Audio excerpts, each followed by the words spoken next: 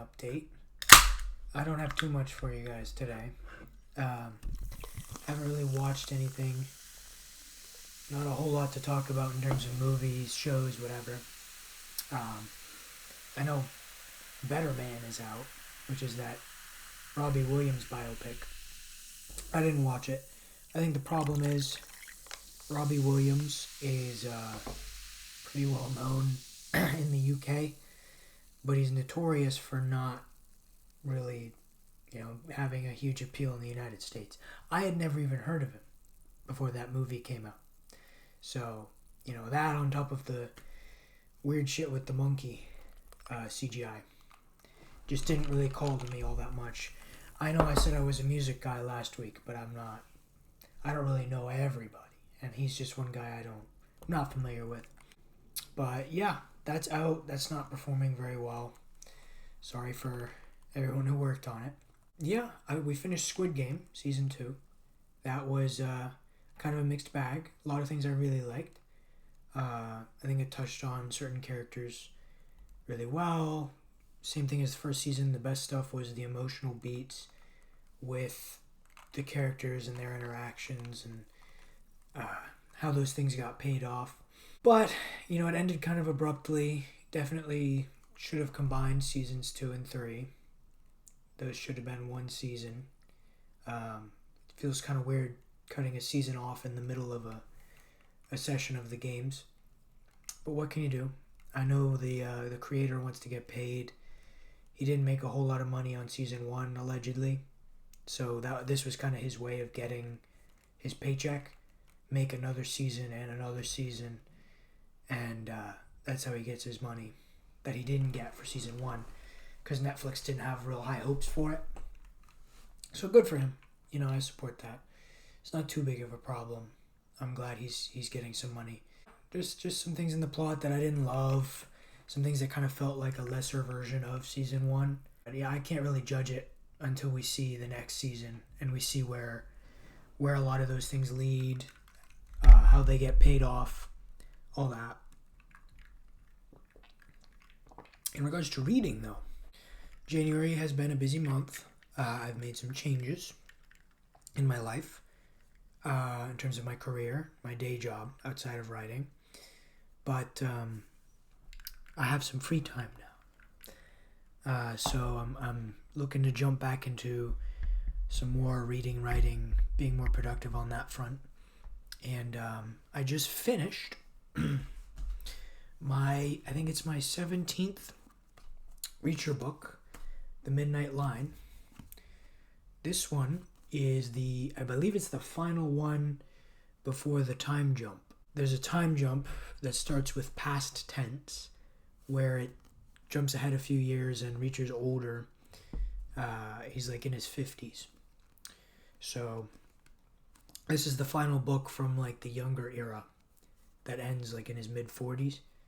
And this one, it's a bit bittersweet because it means that we're starting to get towards the era of the Andrew Child books, where he partners with his brother, I believe. And I've heard those ones aren't quite as good. I've heard they kind of forget a little bit about what Reacher is supposed to be. I'll be the judge of that for myself, I suppose.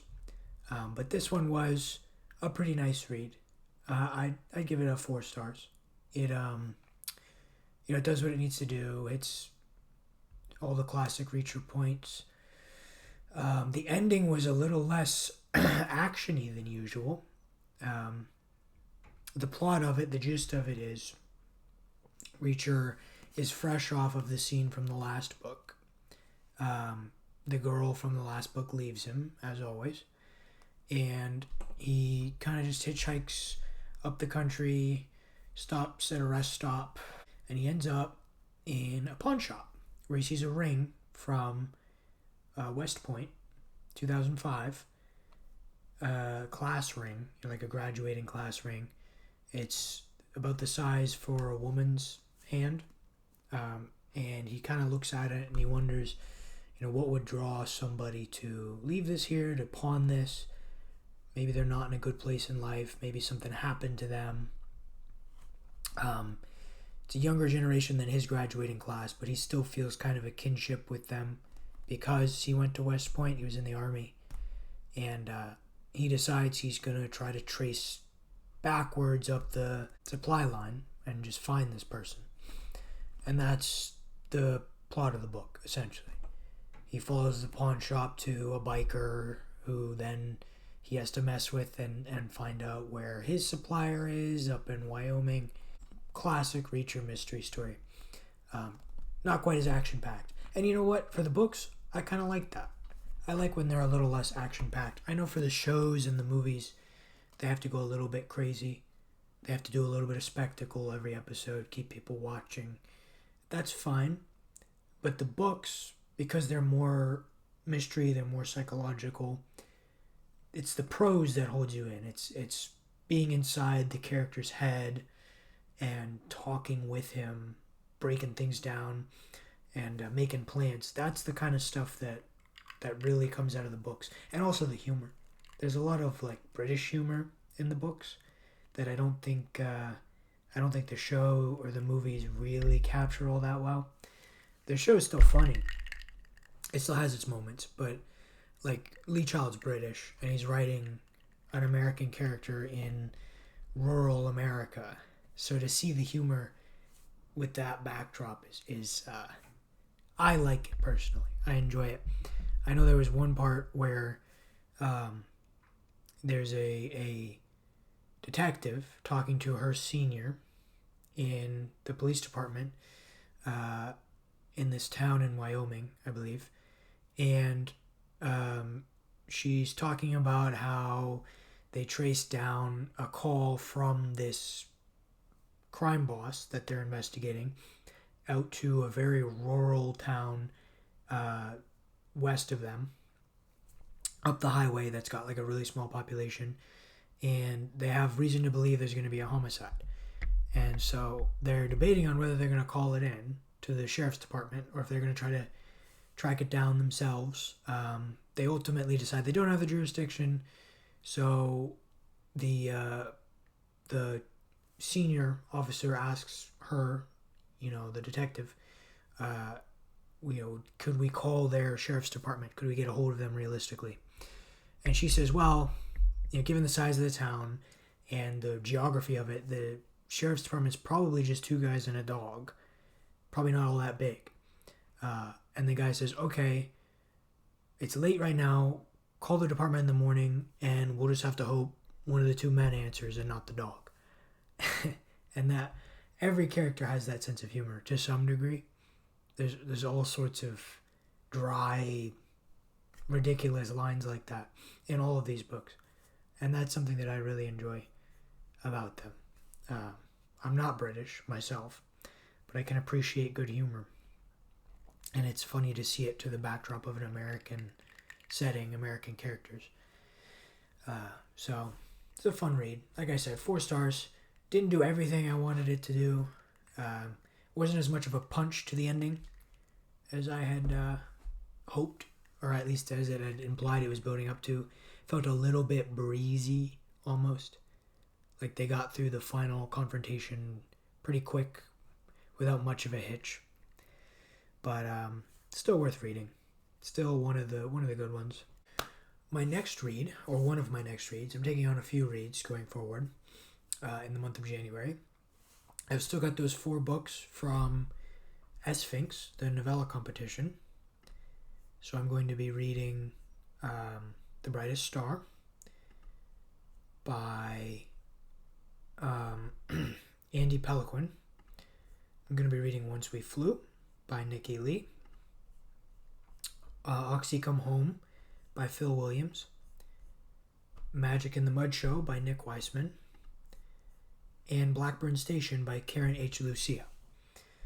So, I think I've decided, I tried to work out with Josh who was going to read what, in what order, but I think what I'm going to do is, I'm going to read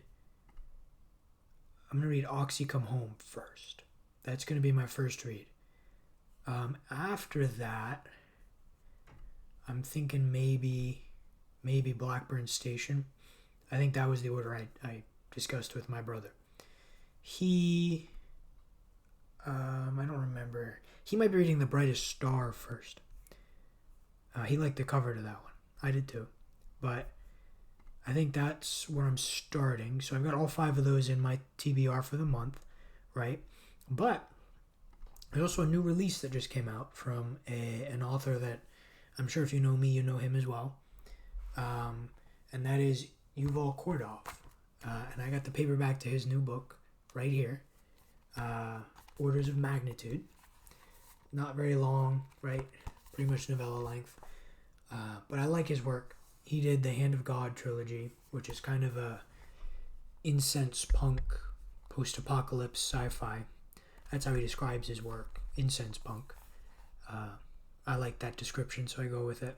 A tagline on this book: "The moon was once colonized, now it lies silent, mostly." What a hook that is. Cool cover. Kind of looks a little bit like Doom Guy, the Space Marine aesthetic, but he's got the white armor. That's why I got the white on the light up back there for the bookcase. Match the tone of it. So I'm going to be reading that as well. I'm excited to jump into that. I'm sure it'll be a quick one.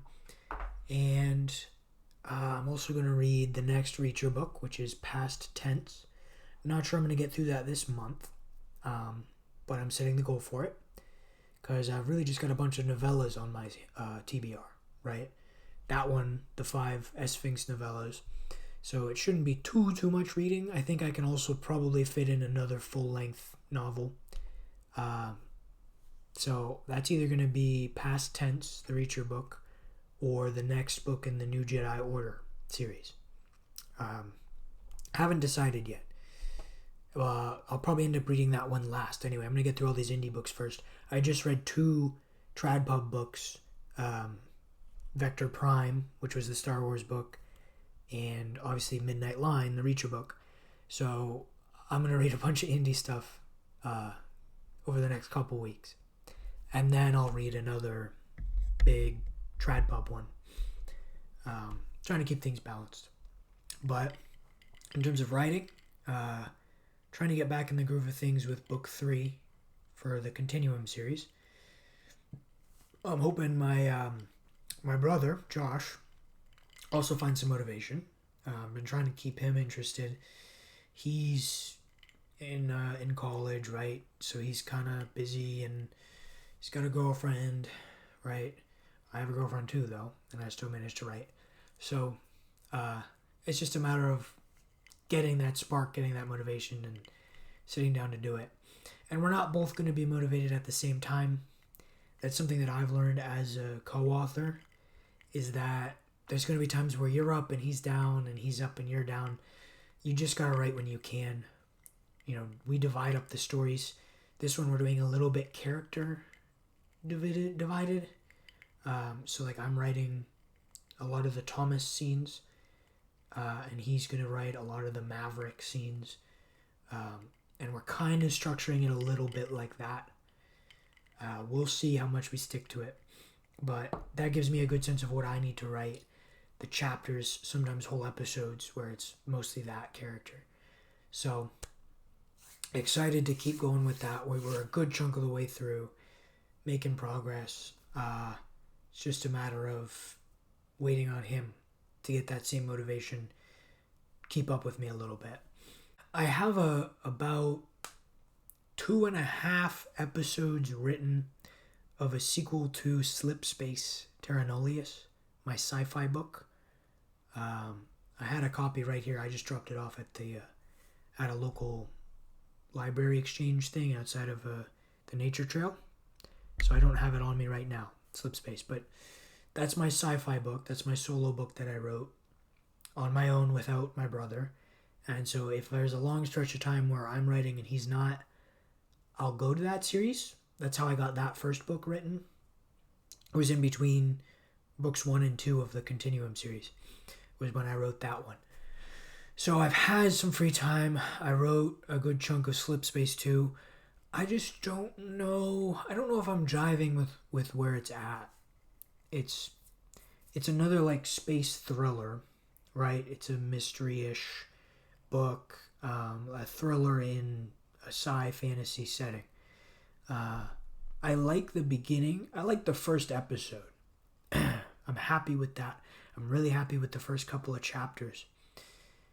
I just don't know if I like where it's brought me. I've kind of let the characters take me around a little bit, see what they do.